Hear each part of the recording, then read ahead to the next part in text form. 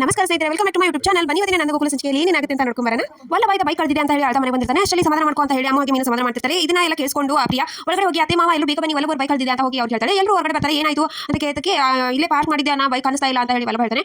Madhava rock key ಮಾಡಿದ್ನ ಇಲ್ವಾ ಕೇಳು ಅಂತ ನನ್ನ ಹೇಳ್ತಾನೆ. ಮಾಡಿದ್ದೆಪ್ಪ, ಎಲ್ಲನೂ ಇದನ್ನ ಮಾಡಿದೆ, ನಾನು ಎಷ್ಟು ಸರಿ ನೋಡಿದ್ದೀನಿ, ನೀನು ಹಾಗೆ ಬರ್ತಿದ್ಯಾ, ಅದು ಬೇರೆ ಲೇಟಾಗಿ ಬರ್ತಿದ್ಯಾ, ಯಾರು ನಿನ್ನ ಗಮನಿಸಿ ತಗೊಂಡು ಹೋಗಿರ್ಬೋದು ಅಂತ ನನ್ನ ಹೇಳ್ತಾನೆ. ಇಲ್ಲಪ್ಪ, ನಾನು ಲಾಕ್ ಮಾಡಿದ್ದೆ ಸರಿಯಾಗಿ ಅಂತ ಹೇಳ್ತಾನೆ. ನೀನು ಇನ್ಶೂರೆನ್ಸ್ ಇದೆ ಅಲ್ವಾ ಇನ್ನು ಅಂತ ಮಾಧವ ಕೇಳ್ತಾನೆ. ಇಲ್ಲ, ಲ್ಯಾಪ್ಸ್ ಆಗಿದೆ, ಅದೆಲ್ಲ ಯಾಕೆ ಬೇಕು, ಮೊಬೈಲ್ ರಿಚಾರ್ಜ್ ಆದ್ರೆ ಮಾಡಿಸ್ತಾರೆ ತಾನೆ, ಅದರಲ್ಲಿ ನನಗೆ 8,500 ಕೊಡ್ತೀನಿ ಅಂತ ತಿಂಗಳ ಇದನ್ನ ಮಾಡಿದ್ದಾನೆ, ಇದನ್ನೆಲ್ಲ ಯಾಕೆ ಬೇಕಾಗಿತ್ತು, ಸುಮ್ಮನೆ ಇದನ್ನ ಮಾಡಿದ್ರೆ ಇದಿರುತ್ತೆ ಅಲ್ವಾ ಅಂತ ಹೇಳಿ ಬೈದು, ನಾನಂತೂ ಇನ್ನೊಂದು ಗಾಡಿ ಕೊಡ್ಸೋದಿಲ್ಲ ನಿನಗೆ, ನೀನು ಏನು ಮಾಡ್ತಿ ಮಾಡ್ಕೊ ಅಂತ ನನ್ನ ಬೈದು ಅಲ್ಲಿಂದ ಹೊರಟೋಗ್ತಾನೆ. ಆಮೇಲೆ ಈತ ವಲ್ಲಭ ತುಂಬಾ ಬೇಜಾರಾಗಿ ಹೇಳ್ತಿರ್ತಾನೆ. ಇದನ್ನೆಲ್ಲ ನಿಂತ್ಕೊಂಡು ಶ್ರೀಕಂಠಾಗಿ ಅವರಮ್ಮ ನೋಡ್ತಿರ್ತಾರೆ ಮೇಲ್ಗಡೆಯಿಂದ. ನೋಡಮ್ಮ ಯಾಕೆ ಮಾಡಿದ್ದೀನಿ, ಅದನ್ನ ಇಟ್ಕೊಂಡು ಏನು ದೊಡ್ಡ ರಥ ಅಂತ ಹೇಳಿ ದಿಮಾಕ್ ಮಾಡ್ತಾ ಇದ್ದ, ನಾನು ಅಪ್ಪನ ದೊಡ್ಡ ಶುಕಿ ಮಾಡ್ತೀನಿ ನನಗೆ ಅಂತಿದ್ದ, ಇವಾಗ ಏನು ಮಾಡ್ತಾನೆ ನೋಡೋಣ ಅಂತ ಹೇಳಿ ಇಬ್ರು ನಗ್ತಿರ್ತಾರೆ. ಈ ತರ ಮೇಲೆ ಪ್ರಿಯಾ ಕೂತಿರ್ತಾಳೆ. ಮಾಧವ ಬೇಜಾರಿಂದ ಬರ್ತಾನೆ. ನೀವು ಬೇಜಾರು ಮಾಡ್ಕೋಬೇಡ್ರಿ, ಸಮಾಧಾನ ಮಾಡ್ಕೊಳ್ಳಿ ಅಂತ.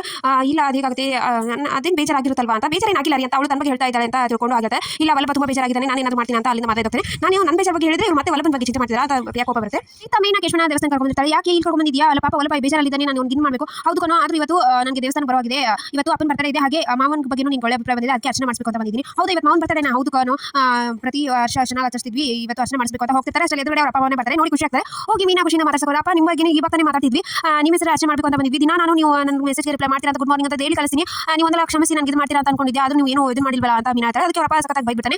ಏನು ನಿಮ್ಗೆ ಎಷ್ಟು ನಾನು ಯಾವತ್ತೂ ನಿನ್ನ ಕ್ಷಮಿಸೋದಿಲ್ಲ, ನೀನು ಓದ್ತಾ ಇದ್ದೀನಿ, ನಾವು ಇಬ್ಬರು ತಲೆ ಮೇಲೆ ಹಾಕೊಂಡಿದ್ದೀವಿ, ನಾನು ಸತ್ತೋಗಿದ್ಯಾ ಅಂತ, ಮತ್ತೆ ನಾನು ಇದನ್ನ ಮಾಡಕ್ಕೆ ಬರಬೇಡ ಅಂತ ಬೈದಲ್ಲಿಂದ ಹೊರಟುಬಿಡ್ತಾರೆ. ಮೀನಾ ಹೇಳ್ತಾಳೆ.